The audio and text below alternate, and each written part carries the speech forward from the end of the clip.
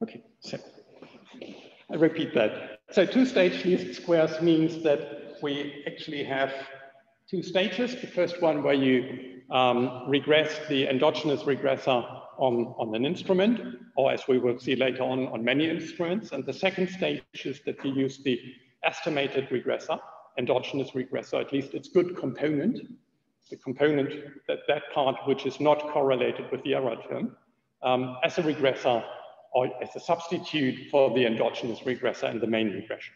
Okay? So these are the two stages.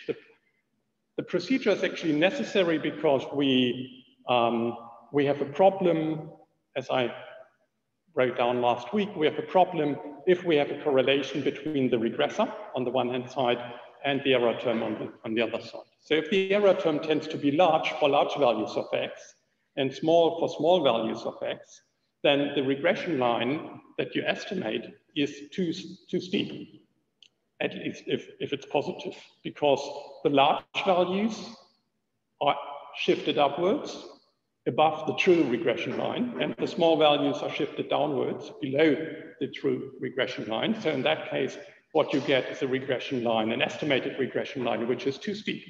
And we don't want that. We need the value of the true regression line, or at least an estimator which will be close to the true regression line, all right?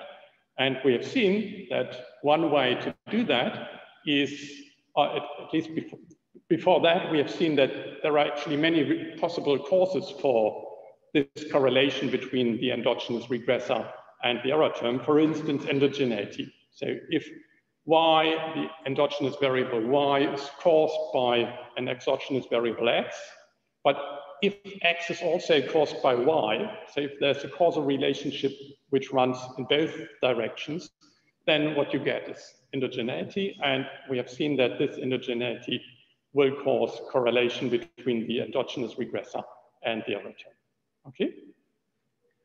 Other possible causes are a mismeasurement of the regressor. So if you don't have good, accurate data for the x's, then you will also, so if there's measurement error, then you will also encounter a problem because this will induce correlation between the error term and the regressor. Okay, so that's another reason why this kind of correlation might occur. And the third one is the one that we talked about first, omitted variable bounds. So there are many reasons, and all these possible causes have the same cause the same problem, namely this kind of correlation between the u's and the x's. So we have to get rid of this correlation. And one way to do so is to use instruments. And an instrument is a variable that can be used to cut the regressor into its two parts, the good part and the evil part. This is not common terminology, that's only my terminology. So it's the part which is correlated with the error term, that's the evil part, and the part which is uncorrelated with the error term. That's the good part. And we have to find a way to separate these two parts. And one way to do so is to use instruments. An instrument must have two properties. This is what we talked about last week. First, it must be uncorrelated with the error term. That's the exogeneity property. And second, it has to be correlated with the regressor that we want to substitute. Okay, so that's the validity property. All right, so this is how far we got. And we also talked about one example, the price elasticity of butter. That's the classic example because this is where the two-stage least square estimation method comes from. But I think we continue with the example from the textbook next. So once we actually perform these two stages, we get estimators for the intercept and for the slope coefficients. And these estimators are the ones we are interested in. Those are the quantities we want to know because they tell us something about the causal effect between x or the regressors in general and the endogenous variable y on the other hand. And to really say something about these coefficients, we have to know something about the statistical inference. So if the value is small, close to 0, is this just randomly, has this just randomly happened, or is it just genuinely small? And if it's a bit larger, couldn't it be the case that we got this relatively large value just by chance? So we have to know what are confidence intervals for the coefficients and how can we perform hypothesis tests to make really strong statements about how significant these estimates really are.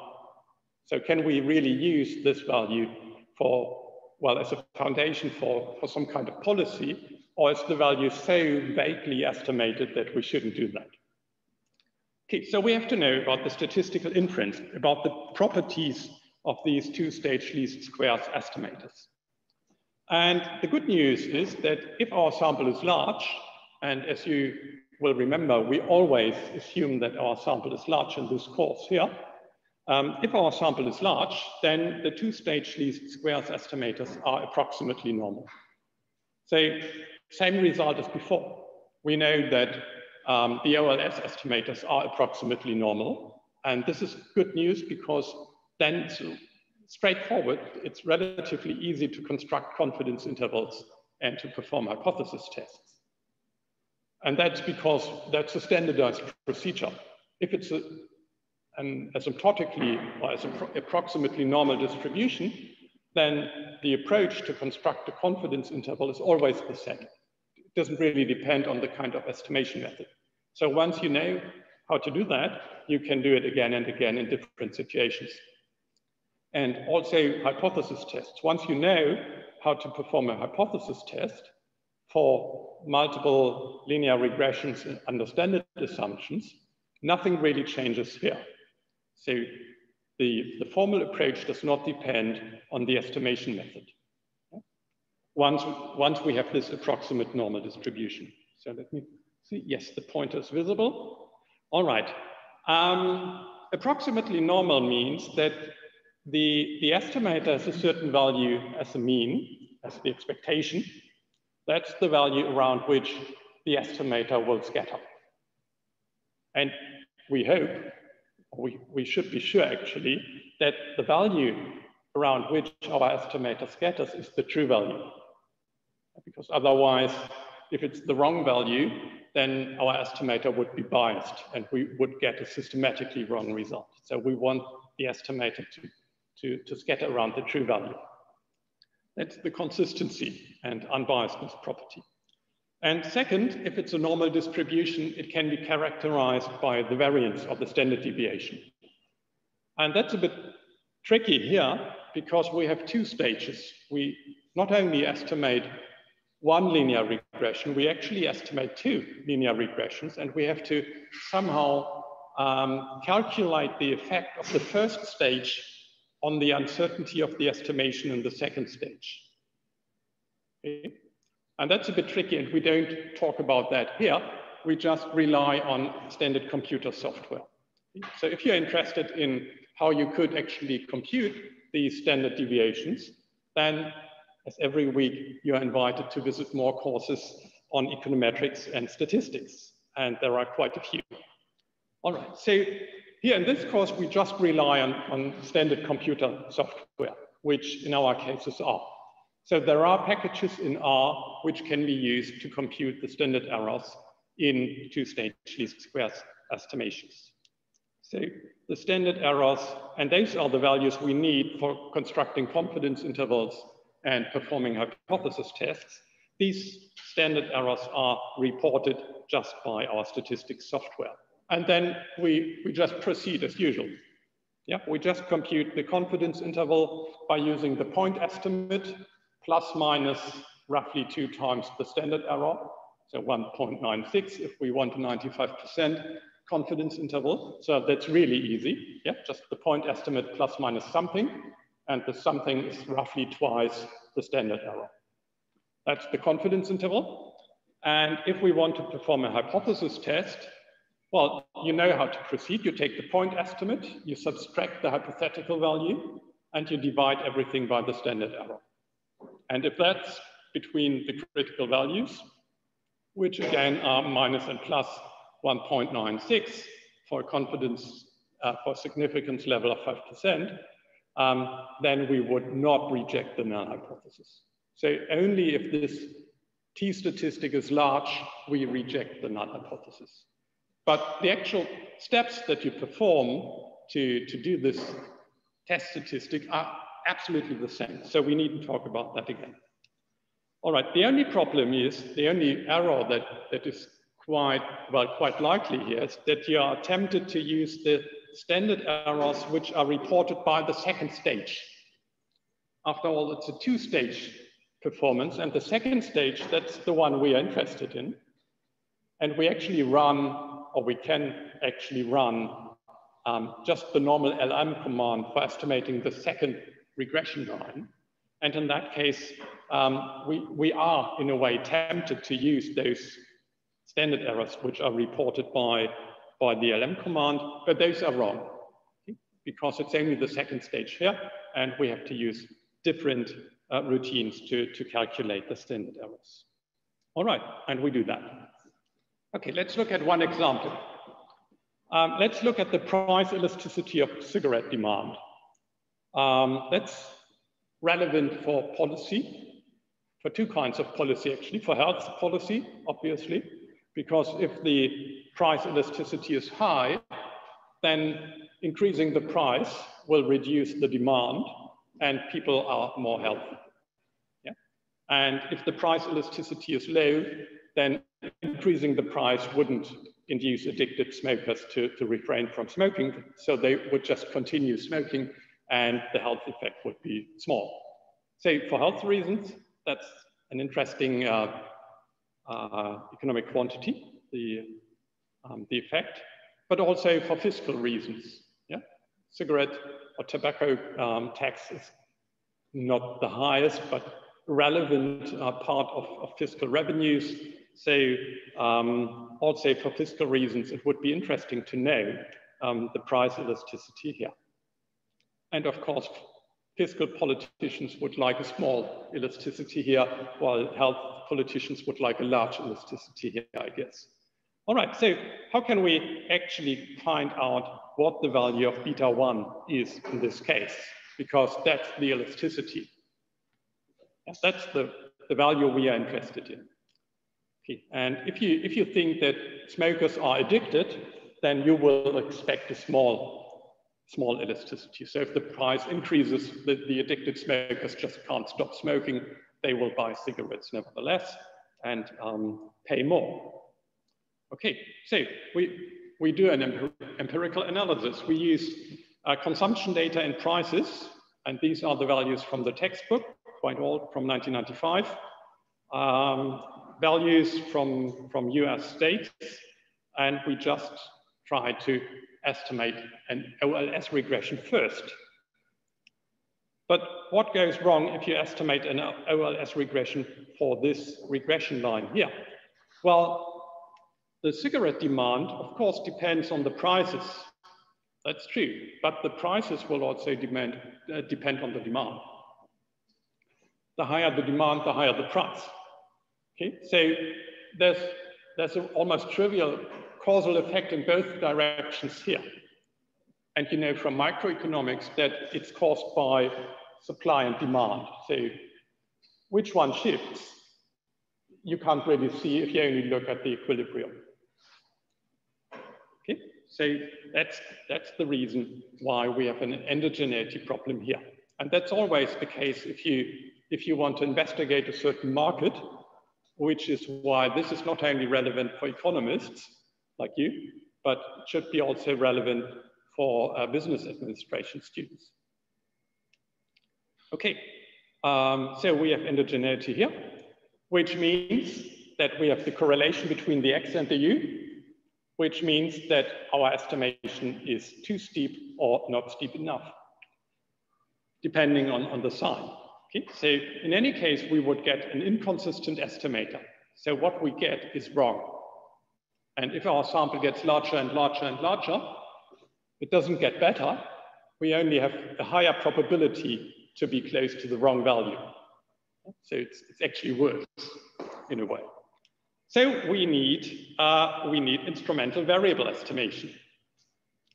And one idea here is to use sales taxes as an instrument. Okay, now think about, are these instruments valid instruments?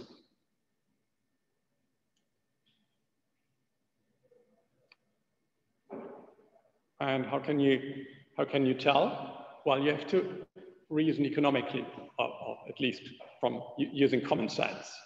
So you need two properties to have a valid instrument. It must be exogenous, so it must be uncorrelated with the U, and it must be correlated with the X.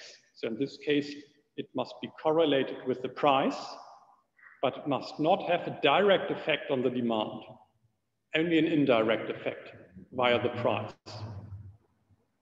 Okay. All right, let's think about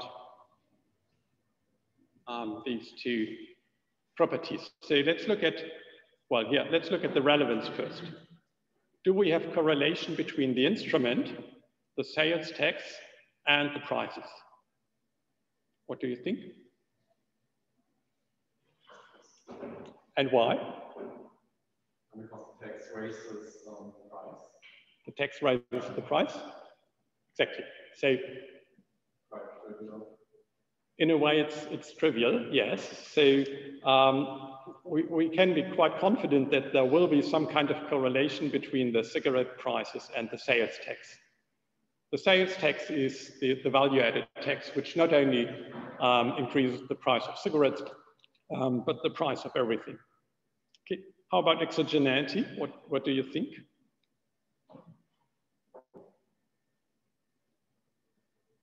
That's usually the more difficult question.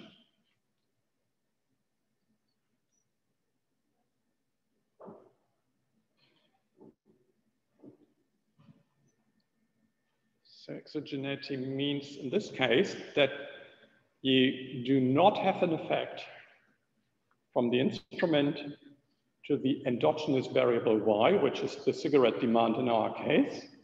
So you do not have a direct effect. Of course, you do have an indirect effect because the instrument, as we have just seen, increases the price, and the price will decrease the demand. So there's an indirect effect, but we must be sure that there's no direct effect.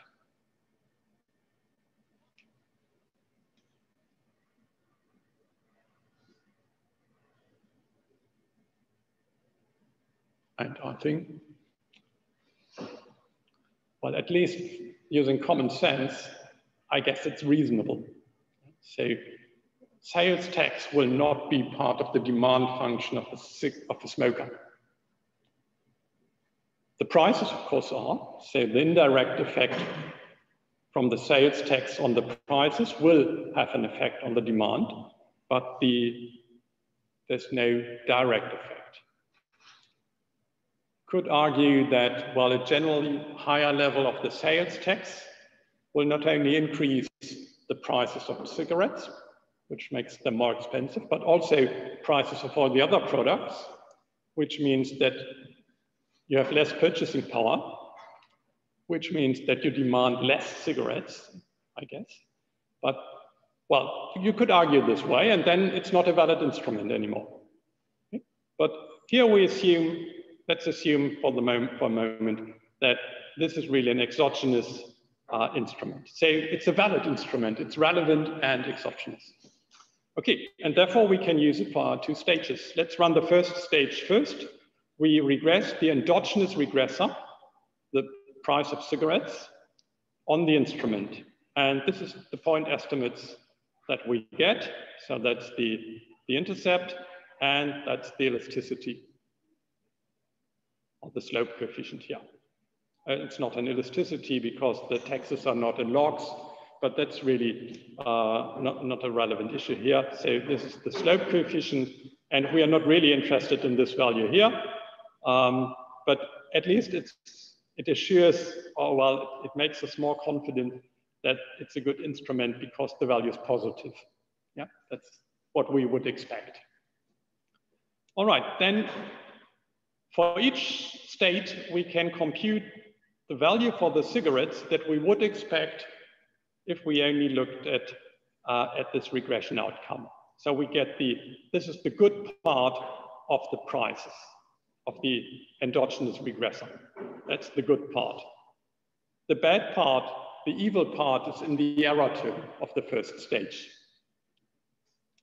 Okay, and we use this good part and substitute it here for the evil regressor.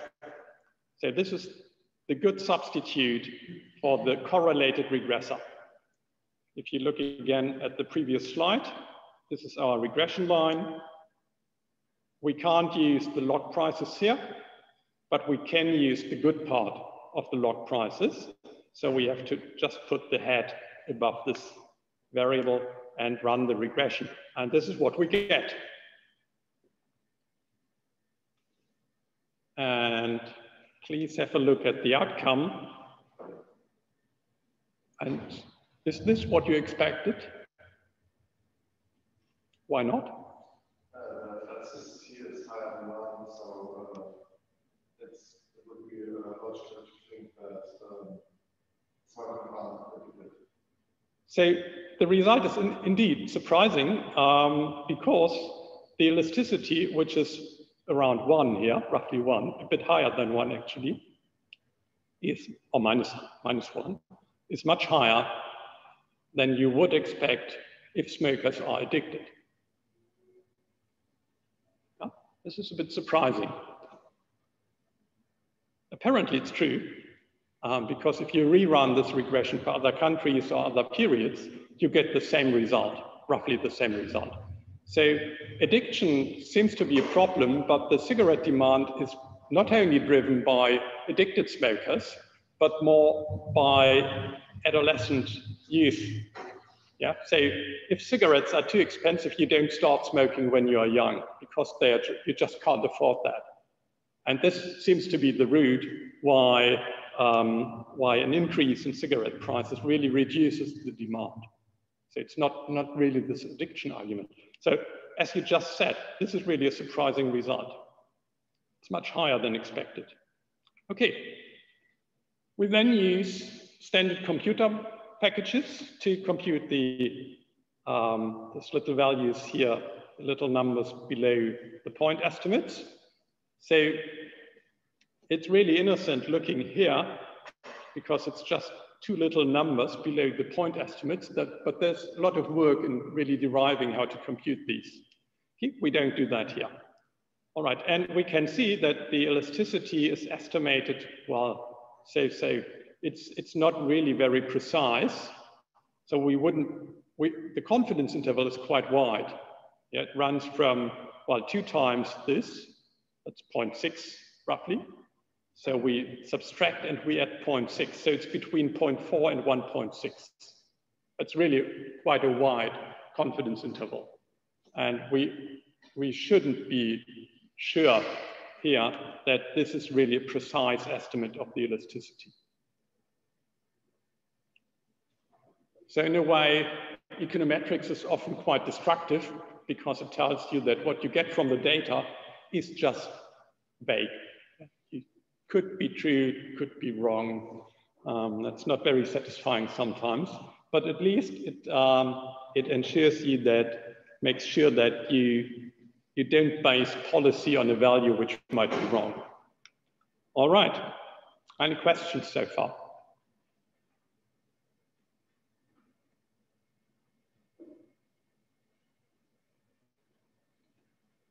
Okay, so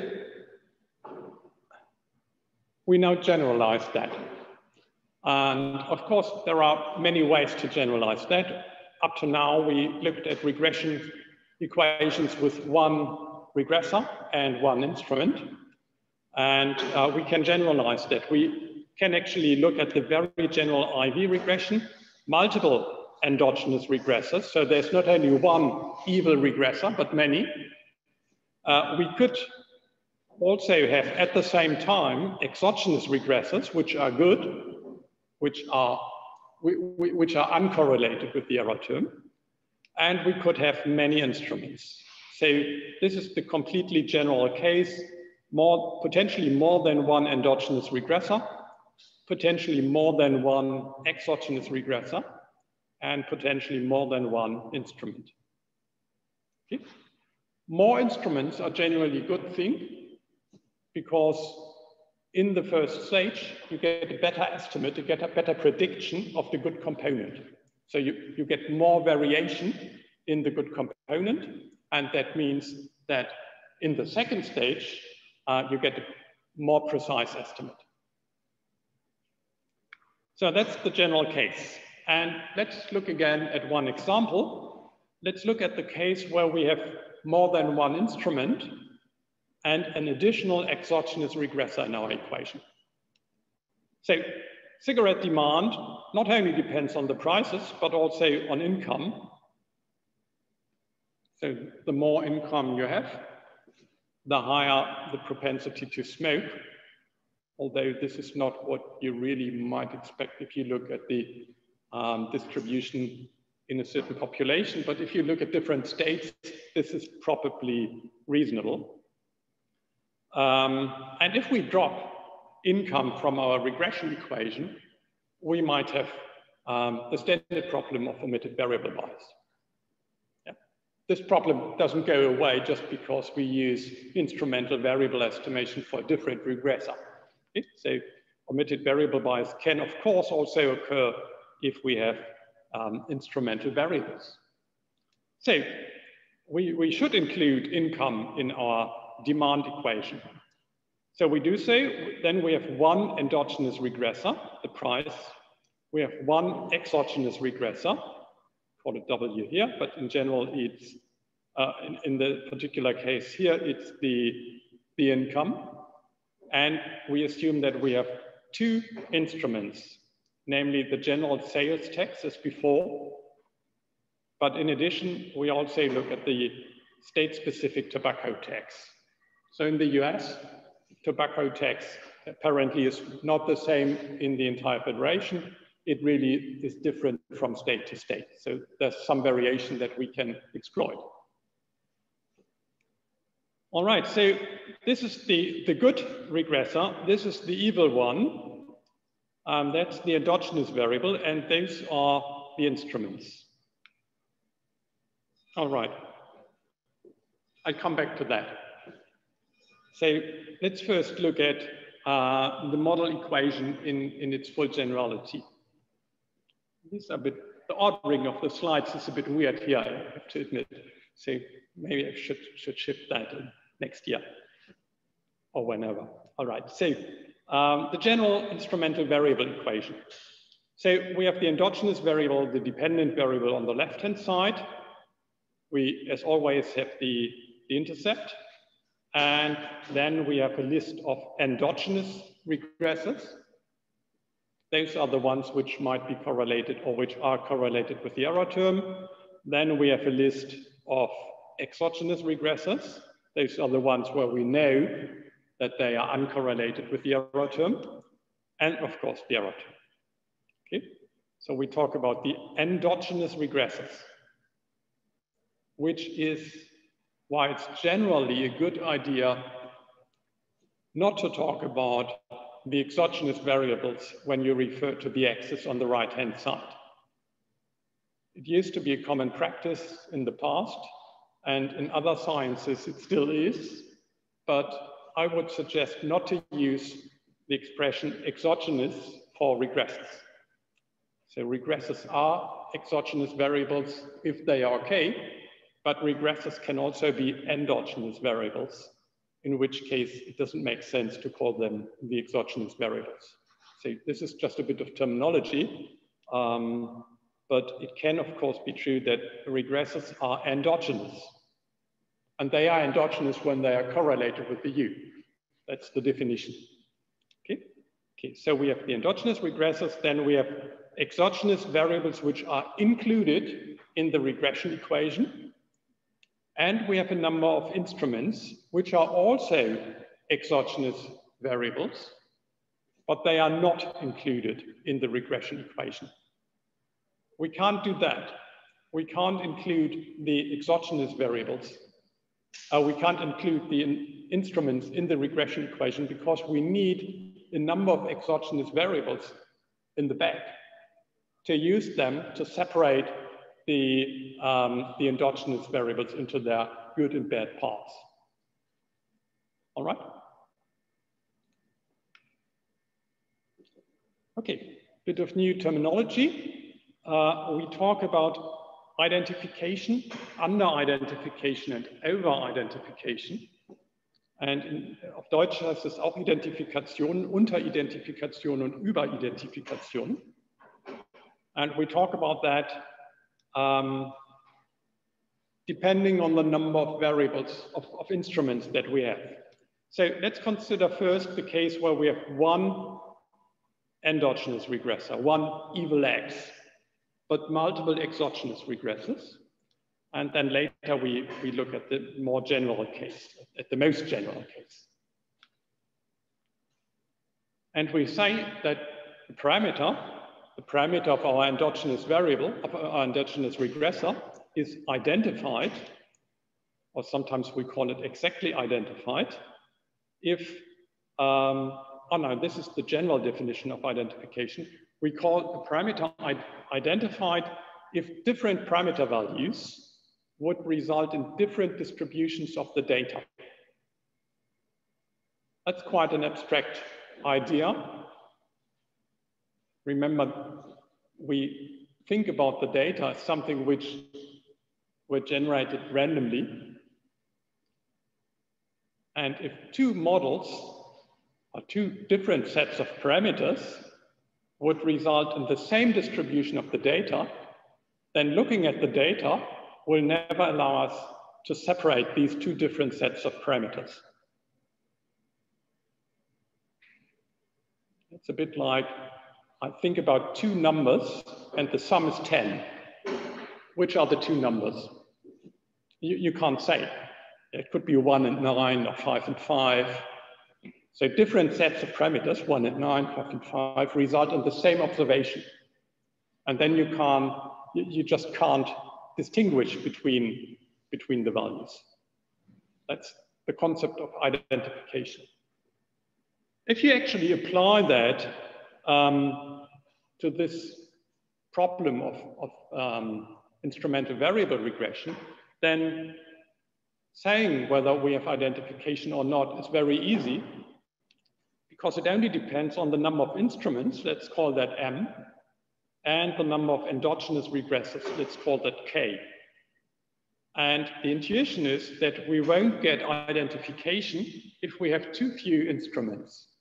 So we need at least one instrument for each endogenous regressor. So very trivial example. If we have exactly one endogenous regressor, but fewer 0 instruments, then we can't estimate the coefficient for that regressor. So we need at least as many instruments as we have endogenous variables. Endogenous regressors, sorry.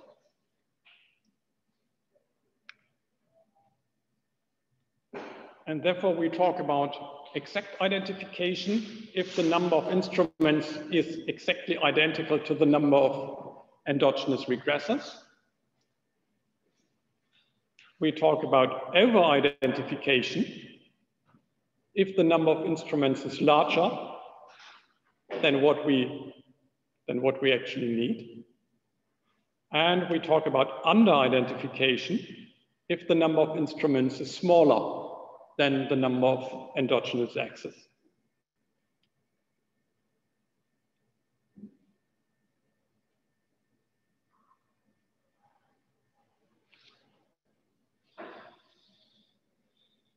Is over-identification always problematic, or can we run with it as well?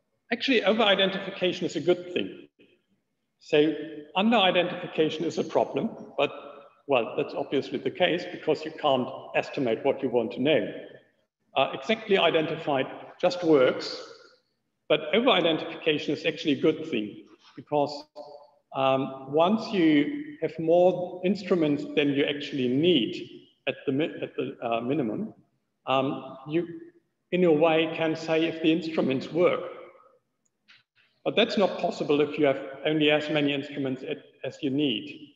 So if you have more instruments than you need, you could, for instance, swap the instruments and run the regression with one instrument and take out the other one, and then rerun the regression using the other instrument, taking out the first instrument, and compare those two regression outcomes. And if they are very different, then something must be wrong, okay? So, and this can be formalized, this can be made more efficient, but this is the main idea. So over-identification is usually a really good thing. The more instruments, the better. The only problem is that the instruments must be valid instruments.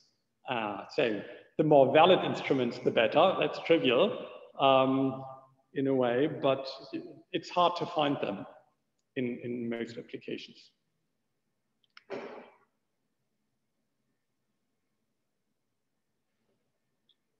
Okay, how would we actually perform a regression if we have a single X, so a single endogenous regressor? This is not the completely general model. We only have one problematic regressor here and many instruments, M. How do we actually run the two stages? And there's one point where you have to be careful here. The first stage regresses this endogenous regressor X, the evil regressor, on all exogenous regressors.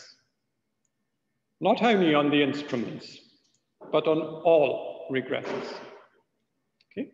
So you regress the endogenous regressor on all exogenous variables, all the exogenous variables which are included in the regression, plus the instruments. Okay? So keep that in mind. And you have to know that if you run the command in R, because R asks you which are the instruments or which are the variables that should be used in the first stage. And then you not only need to state the list of the instruments, but also the exogenous variables, which are included in the regression. So that's that's a trap here, and you really have to be careful. So you regress the X on all exogenous variables, and then compute the predicted values of the regressor. And then the second stage, just as usual. And again, do use the commands which are provided by R. I'll talk about that later on. Do not use the usual LM command for running these two stages. It could be done by hand just to see that it actually works, but the standard errors that are reported by the second regression are not the correct ones. You have to take into account the error which comes from the first regression. And we haven't talked about how to do that. Okay, let's come back to our cigarette example. So next time I put the previous slide here. This is our model. We have the cigarette demand depending on prices of cigarettes and the income. Everything is in logs here, so it's a nonlinear regression. But as you remember, nonlinearity is, well, in a way, this kind of nonlinearity is not really different from linearity. It's only the interpretation of the coefficients. So beta 1 is an elasticity, the price elasticity, and beta 2 is the income elasticity. That's the only consequence of using logs here. So beta 1 and beta 2 are not really the marginal effects. These are elasticities. Two instruments, talked about that before. We have the dependent variable. We have the included exogenous variable. That's the log of income. And we have the excluded exogenous variable, the instruments, the two kinds of taxes. Do we have identifiability here?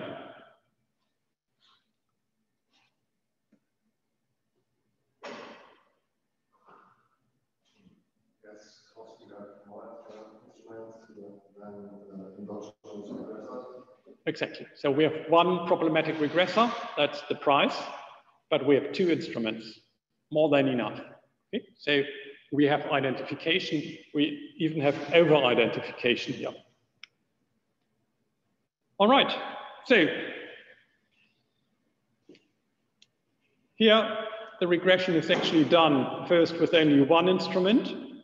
That's the instrument we used before. And then the same regression is rerun with two instruments. And you can see the values are somewhat different, but not dramatically. What you can also see, if you have two instruments, then the standard errors get smaller. That's not always the case, but it tends to be the case. So here it's 0.37, but here it's only 0.25. And here it's 0.31, but here it's only 0.25. Smaller standard errors mean that our estimation is more precise, because the standard error tells you how much your estimator varies around the true value.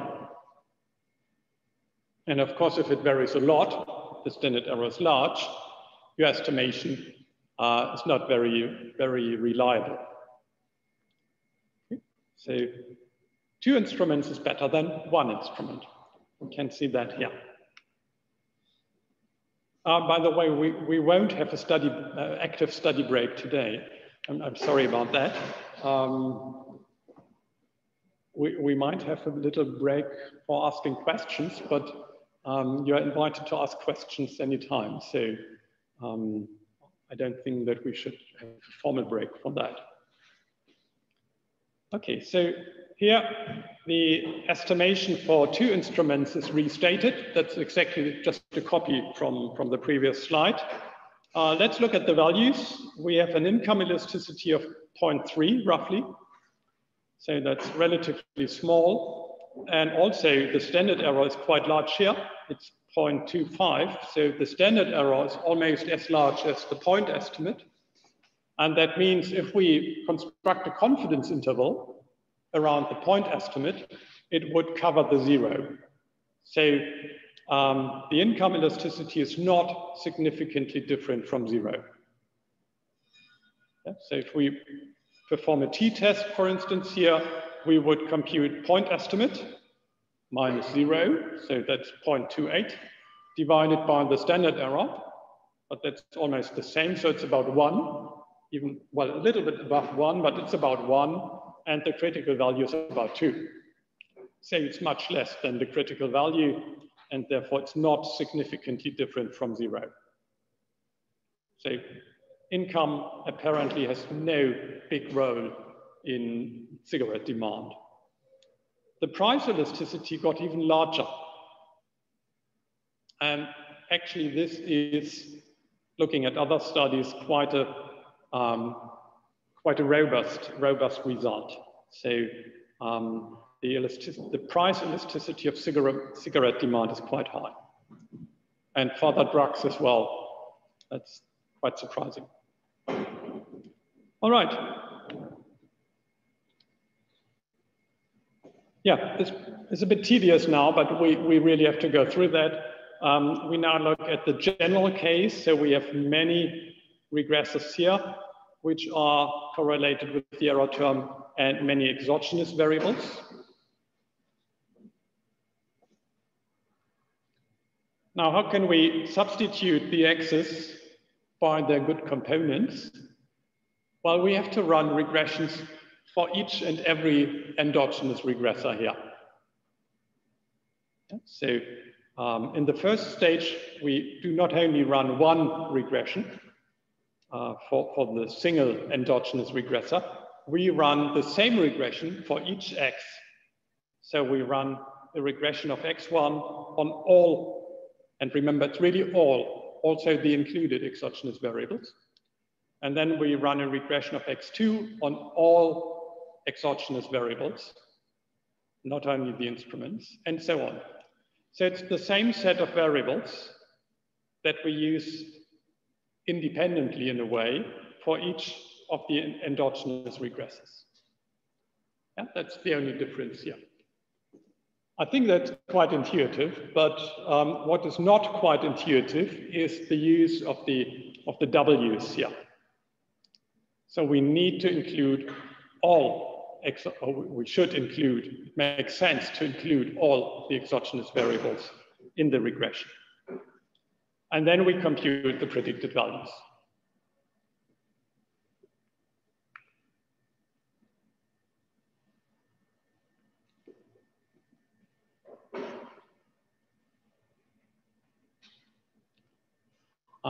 In the second stage, we just proceed as usual. So we use the substituted values instead of the true values in the second stage, and then we get the two-stage least squares estimators here.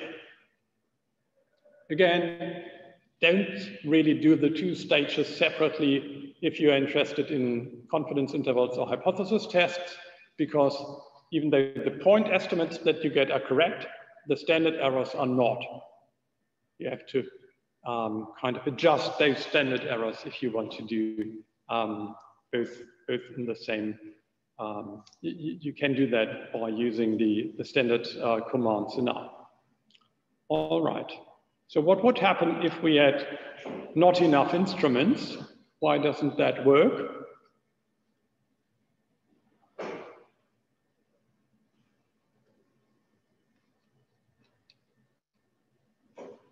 Usually I'd like to scribble that on the blackboard, but we tried that out last week, but it's not really very visible for those at home. So let's look at the case from here.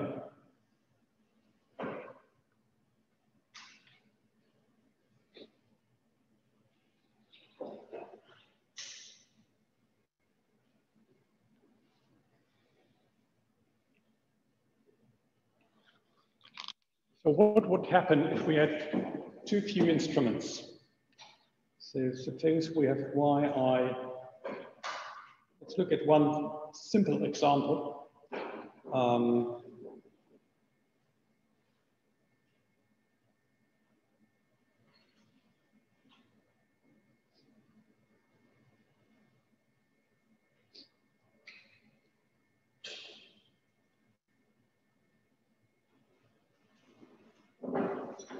So we have two endogenous regressors here.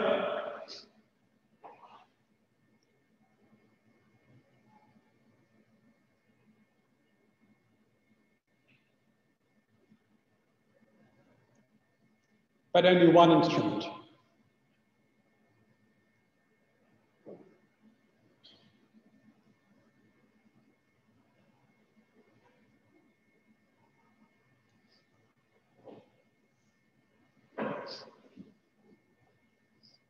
Let's call that Z. Then if we run the first stage regression,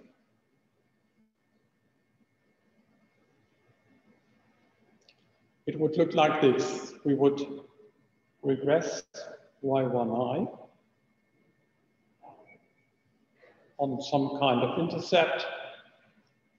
Let's call that gamma 1, 0 on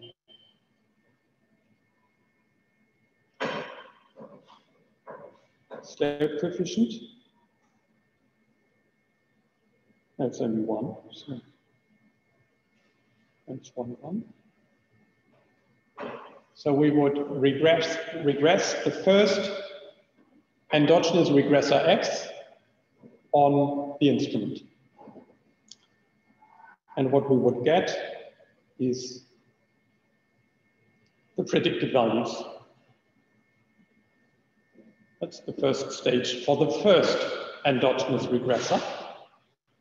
Let's look at the case for the second one. That's the same in a way. Different coefficients. Let's call that gamma hat 2, 0 and gamma hat 2, 1. We could use different names for them. We could also call those delta 0 and delta 1. Something doesn't really matter. That's the first stage. And now we include the predicted values from the first stage as regressors in the second stage. Okay? So what does the second stage look like?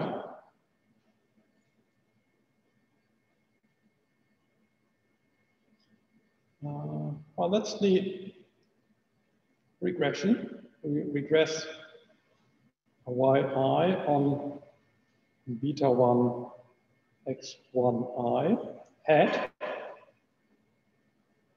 So we substitute it by its good component plus beta 2 x2 I hat plus ui.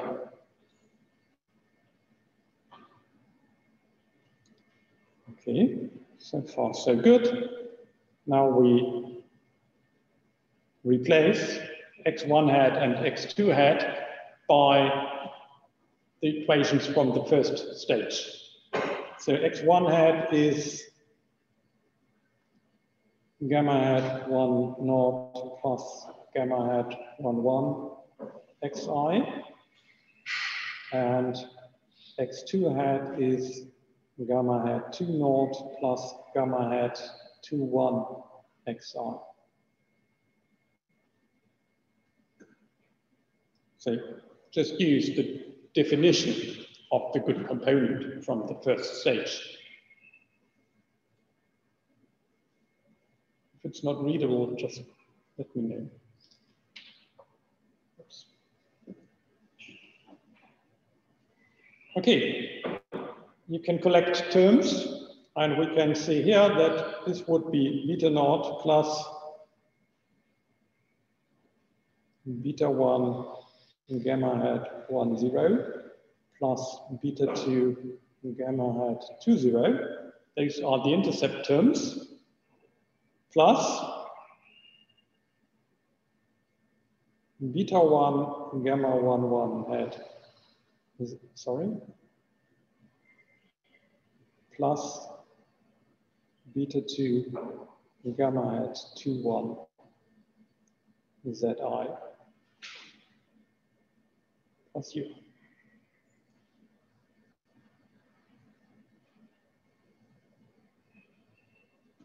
Is that correct? Yep. Isn't it?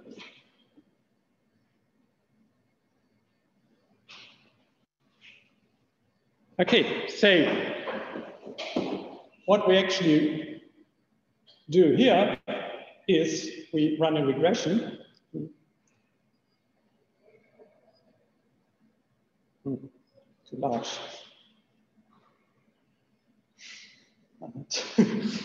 Sorry about that. Be more careful here.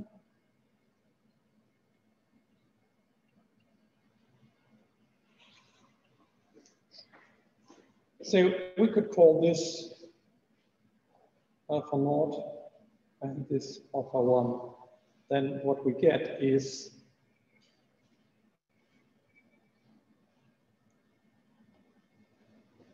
if we run a linear regression in this case, then it only looks as if we have two exogenous variables, y hat 1 and y hat 2. But y hat 1 and y hat 2 are both linear functions of z. And therefore, in reality, what we get is a univariate regression. So it's not true that we use two different sets of good components. Both only rely on the z value. And therefore, what we get from the regression is an estimator for the intercept and an estimator for the slope. So we get two values from the regression. But we want to know beta naught, beta 1, gamma 1 naught, beta 2, gamma 2 naught, gamma 1 1, and gamma 2 1. So we want to know 1, 2, 3, 4, 5, 6, 7 parameters. And of course, that won't work. Yeah? We know that this set of parameters is equal to the value that we actually compute. We know that this set of parameters is actually equal to this value that we can compute. But it's like the example with the sum of two numbers, which I tell you. So in my head, I have two numbers and the sum is 10. That's exactly this case here. We have more numbers that we want to know than we can actually observe. And therefore, the values beta naught, beta 1, and so on, these values are not identified. We cannot say which values are the correct values because there are infinitely many possibilities to combine these values such that this sum is equal to alpha 0 and this sum is equal to alpha 1. That's why we need as many instruments as we have endogenous regressors. Any questions concerning that? Okay, there's a question here after the first clip. Why is there no Z?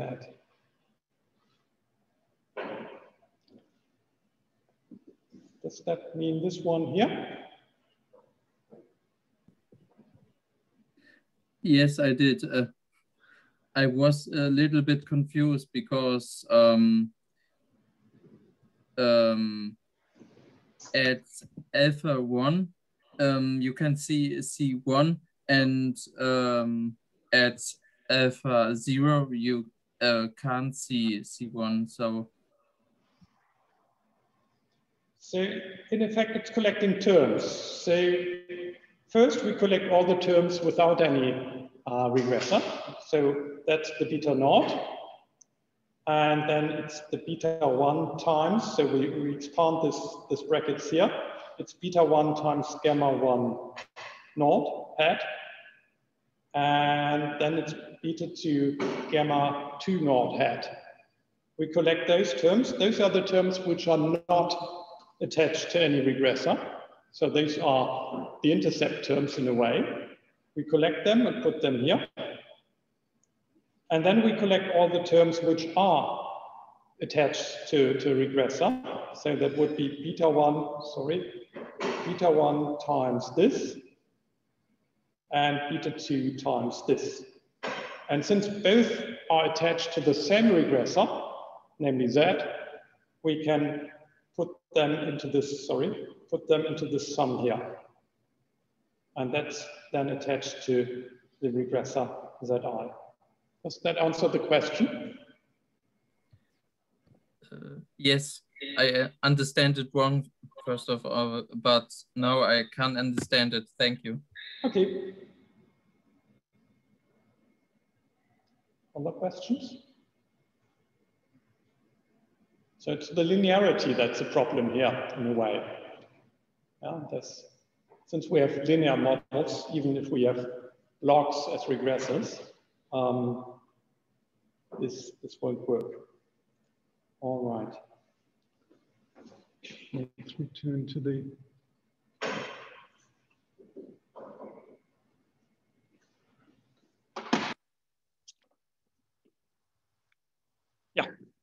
that's what happens if you have under-identification. So it's really a problem, but over-identification is not. All right, so we talked about valid instruments, and we've seen that they need to be relevant and exogenous.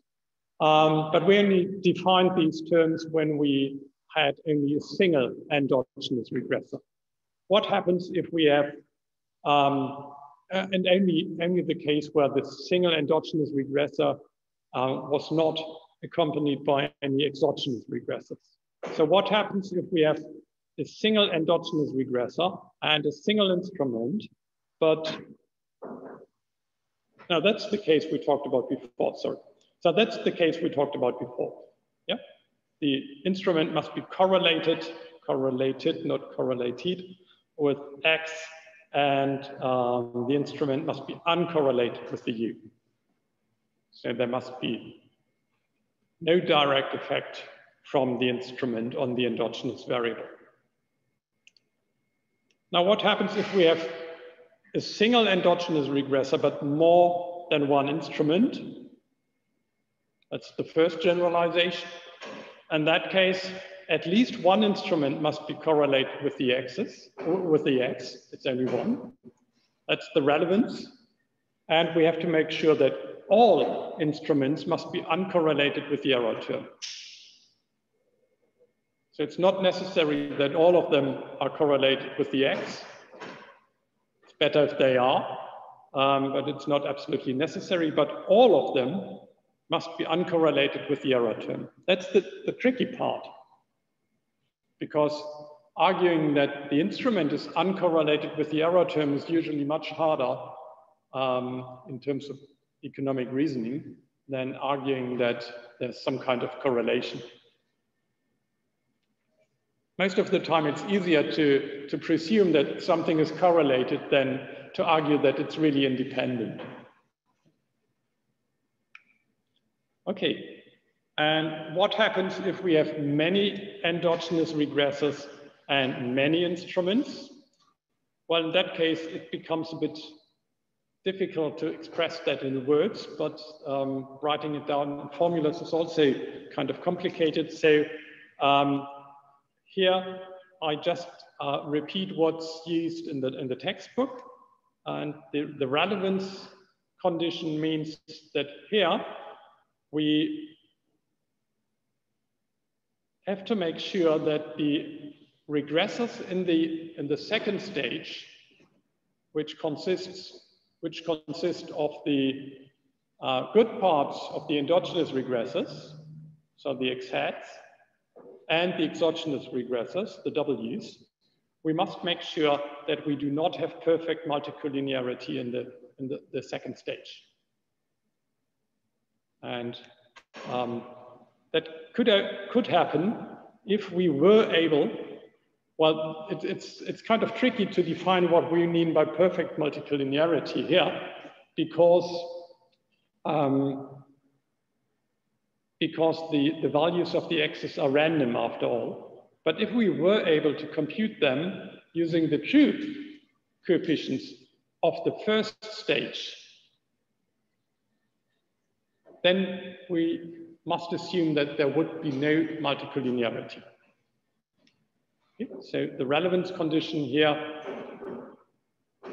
is more difficult to express than in the case where we only have one x, but the essence is essentially the same. So we must have correlation between the instruments and the endogenous regressors. And we must have enough correlation, or must have enough different correlations between those endogenous regressors so that they move autonomously. So we must have enough autonomous variation in each of the endogenous regressors, in each of the predictions of the endogenous regressors. That's what we need here. And of course, again, all the instruments must be uncorrelated with the error term. All right. As before, we also have a look at the set of assumptions that we need in the general case. We have the following assumptions, which are close to what we already know. So remember, what was the first assumption in the classical normal multivariate regression model, where we said that the error term, given the exogenous variables, the regressors, is 0 in expectation. So that was assumption number 1. That's the most important one. That's really the one which is related to the case where the x's and the u's are correlated. So assumption number 1 means that there's no correlation between the x's and the u's, essentially. And here, the x's are correlated with the u's. That's the very idea of these endogenous variables. But we have to assume that at least the truly exogenous variables are not correlated with the u's. So this is the kind of mean independence of the U's from the X's, from the W's. So assumption number one is kind of different, but not really difficult because the main part is still the same. Means that given the exogenous variables, the expectation of the error term is 0. And in the classical multivariate case, the exogenous variables are the X's, but here the X's are endogenous and the exogenous variables are the W's. So this is really straightforward, I'd say. Then assumption number two used to be the IID assumption. So we assume that each observation is independent from every other observation. And that's exactly the same here. It looks more difficult because we have more variables. We used to have only Y and X, but here we have much more variables and therefore it looks more complicated, but it's not. It really means each observation is independent from the other observations. And this assumption is usually satisfied if you look at cross-sectional data, like different states or different individuals or different firms, different households, different workers, whatever. So this assumption is usually satisfied, but it's usually violated if you look at time series data.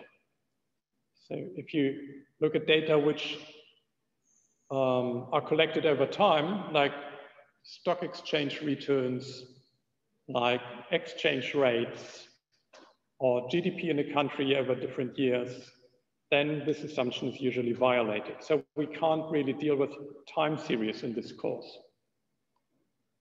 And again, you are strongly invited to attend more courses in econometrics. So we have special courses for time series data, but this is only at the master's level. Then assumption number three is again the same as before. We assume that all the variables have finite fourth moments. That's really just a technical assumption, which is usually satisfied. It means that we do not have extreme outliers. So extreme outliers would destroy our estimation procedure. And we assume there are no extreme outliers. We assume that we do not have perfect multicollinearity. Here, that only refers to the W variables. And we assume that the instruments are valid. And valid, that there are more sub-assumptions for validity, so it's the relevance again and the exogeneity of the instruments. Okay, so these are the assumptions here.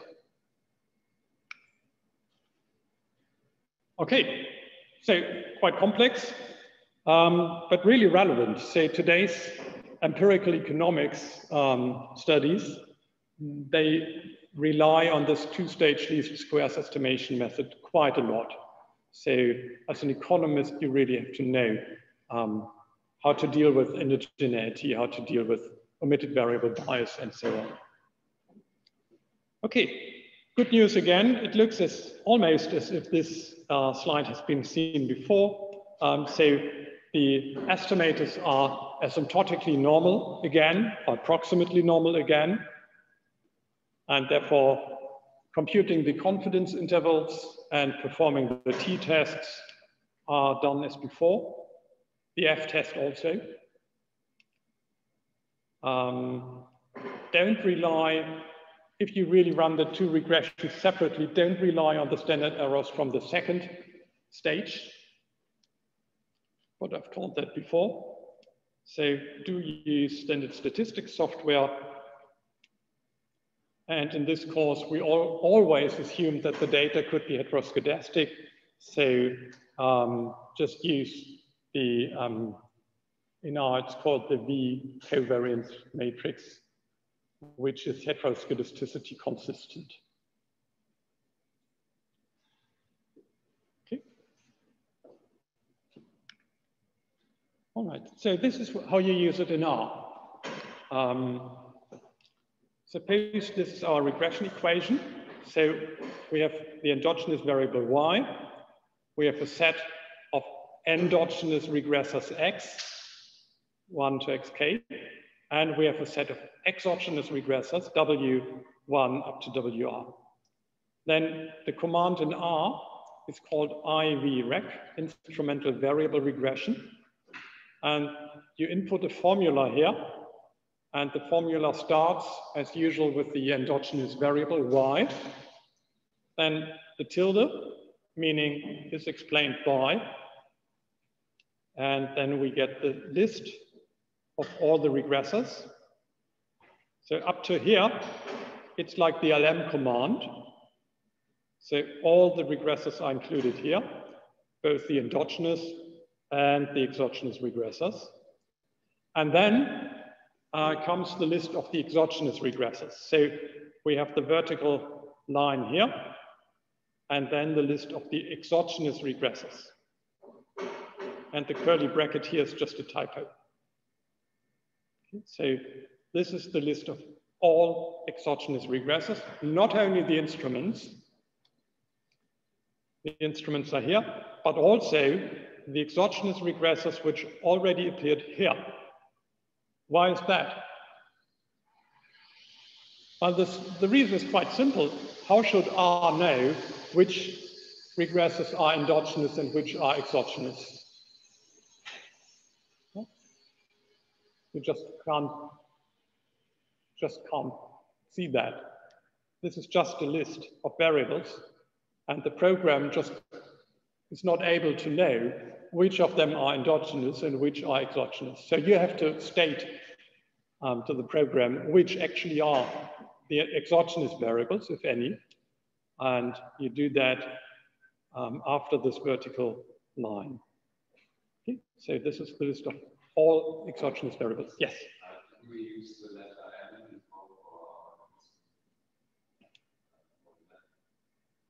so that's ZK. Oh, yes. You're right. This should be ZM. Thanks. Yeah. And here again. Yes, thank you. That's right. And then you get some kind of output. So these are the point estimates.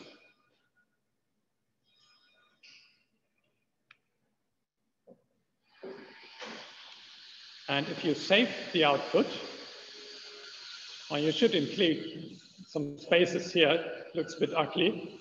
And if you save the output as an object, say obj, then you can use the cof test command.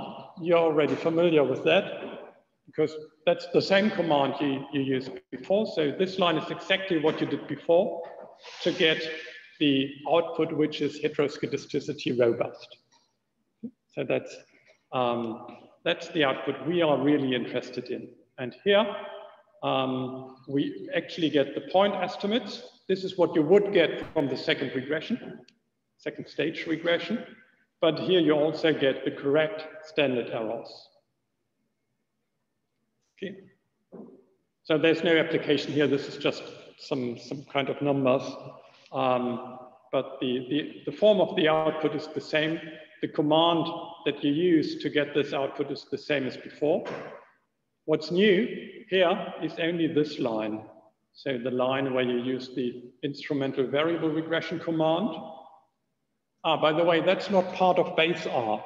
So you have to start one of the libraries that you already installed. It's the AER, Applied Econometrics in R package. Capital A, capital E, capital R. Bit presumptuous. It's also the abbreviation for the best economics journal, the American Economic Review. Well, it's kind of a joke, I guess, from the authors of this package. But anyway, it's a good package, no doubt. And the ivrec command is part of the package, AER package, and you use that. So this is really the only line that is new when you apply instrumental variable estimation in R. All right?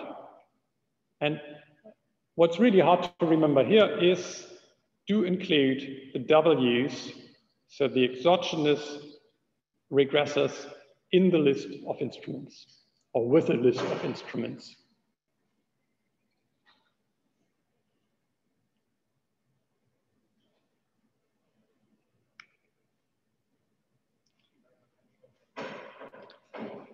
Okay, so instrumental variable is a very good technique because it really allows you to separate the good and the evil components. But the instruments need to be valid, because if the instruments are not valid, of course, what you get is just rubbish. And therefore, we must be sure that the instruments are actually usable. All right, so the entire argumentation depends on the validity of the instruments. And whether the instruments are valid or not depends, of course, on the two properties, the relevance and the exogeneity. So there are a number of questions concerning the validity of the instruments. The first one is, what would happen if the conditions are violated? The second one, how can we be sure, how can we detect if there's a problem? How can we see whether the instruments are valid? And if we find a problem, what could we do about that? So these are natural questions related to this technique of instrumental variable estimation. Well, let's look at relevance first. Relevance means that the instruments are able to predict different values of the problematic regressor. And we want to separate the good and the evil components, and we need the instruments to do that. And the better the instruments are able to predict the variation of the endogenous regressor, the larger the good component. Okay. All right, so let's assume we only have one endogenous regressor. That's the standard case in most applications. Let's assume we only have one here, but we have a set of instruments Z1 up to Zm. So here it's M again. And then the first stage regresses our endogenous regressor on all instruments plus all exogenous variables. Okay? So we have the entire list of instruments and the entire list of exogenous variables here. And we say that the instruments are not really valid or not relevant, and they are called weak in that case. We say that the instruments are weak if these parameters, pi1 up to pi m, are 0 or close to 0. So if the instruments are not able to predict the values of the endogenous regressor, then we have a problem. Because the instruments cannot separate the good and the evil components anymore. That's the problem here. So we need kind of enough variation, large enough coefficients, pi1, pi m, that explain the dependence of the endogenous variable, z, x, from the instrument z. All right, and if the pi values are 0 or too close or close to 0, then the instrument is not relevant, and we talk about a weak instrument in that case. So why is a weak instrument a problem? Or what are the consequences of weak instruments? And it's very easy to answer that if we look at the very first case that we talked about last week. The very first case was the one where we have one regressor, which is endogenous, X, and one instrument, Z. Yeah? And this is the regression line we want to estimate. This is the first stage regression. And we have seen last week, and we've derived last week, what the IV estimator looks like. It's the covariance between the instrument and Y divided by the covariance of the instrument and X. Sorry. We derived that last week. Okay. But if the pi1 value is 0 here, the correlation between X and Z is 0. So the term down here is not exactly 0 because this is only the empirical counterpart to the theoretical value, but it will in general be close to 0, very close to 0. Okay? So here, what we have here is a fraction where the denominator is close to 0.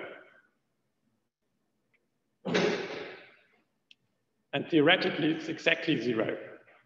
So theoretically, it's not even defined, but in any application, it will be very close to 0. But even that is a severe problem because you will get small variations in this correlation.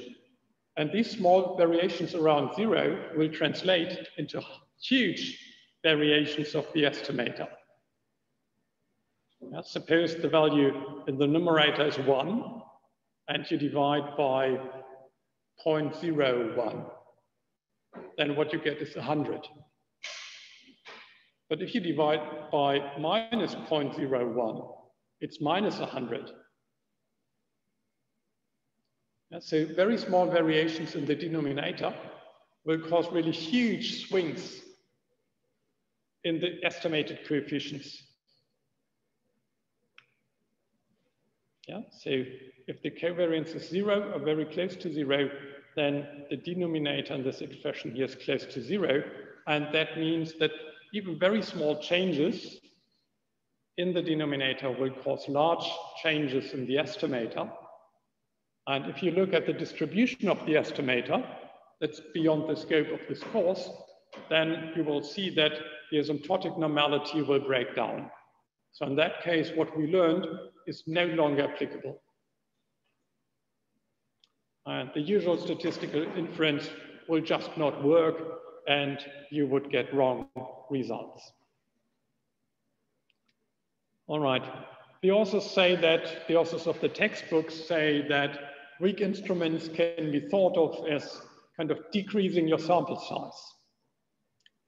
And if the sample size is too small, then of course your estimation won't work anymore. I don't know if that's a good intuition, but maybe it is. All right, any questions?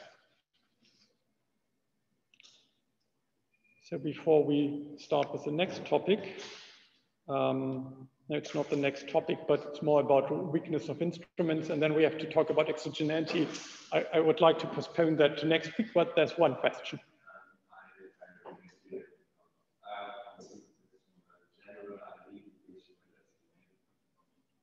The general IV regression? No, it's general IV. IV stands for instrumental variables. Yeah. So, and that's also in the R command. So IV stands for instrumental variable regression.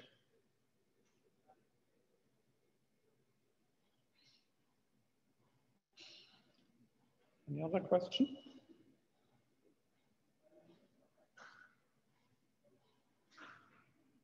Are those standard errors used correctly?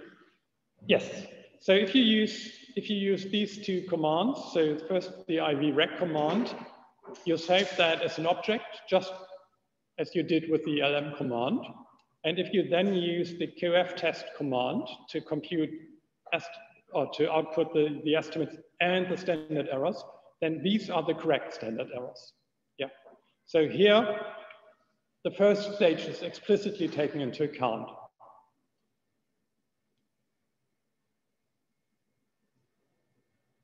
So assuming that we have two endogenous variables and two instruments, if those two instruments are strongly correlated or nearly micromolar, do we run an overlap? we would get a problem in that case, yes. So if the correlation is too strong, that's almost equivalent to having only one instrument. And then you have an identification problem. Yeah.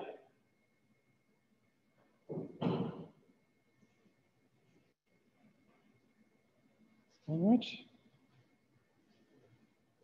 So it's quite a new experience to have you here. I guess for you even more than for me. I know that 1.5 hours is a long time, but I'm actually looking forward to seeing you again next week then. And you need a test again unless there's some new regulation. But there's a tent in front of the Schloss, and that's quite quick to get a test there. Okay, so see you again next week. Thanks.